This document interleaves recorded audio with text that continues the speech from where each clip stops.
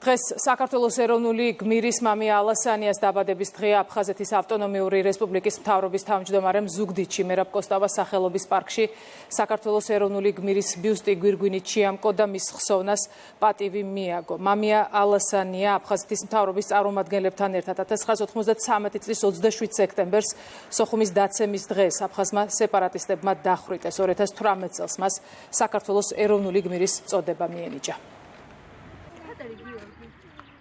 მამია ალასანია ეროვნული გმირია, მისი თავდადება საქართველოს ერთიანობისა და თავისუფლების სიმბოლოა. გმირების ხსოვნა არ არის მხოლოდ წარსულის პატივისცემა, ეს არის ვალდებულება, რომ ჩვენ გავაგრძელოთ ღირსეულად მათი გზა, რაც გამოიხატება ჩვენი დროებით დევნილი მოსახლეობის გვერდში დგომაზე, მათზე ზრუნვაზე და ჩვენ აფხაზეთის მთავრობა ყოველთვის ვიდექით ჩვენი დევნილი მოსახლეობის გვერდით, მომავალშიც დავდგებით, რათა კიდევ უფრო უკდავყოთ ჩვენი გმირების სახელები. ძალიან მნიშვნელოვანია, რომ ზუგდიდში ჩვენ გვაქვს ეროვნული გმირების ხეივანი, სადაც ნებისმიერ ქართველს აქვს საშუალება, მათ შორის ზუგდიდელს, მივიდეს, პატივი მიაგოს იმ ადამიანებს, რომლებიც გამორჩეულები იყვნენ საქართველოს სიყვარული და თავი დასდეს მისი მომავალი ნათელი მომავლისათვის.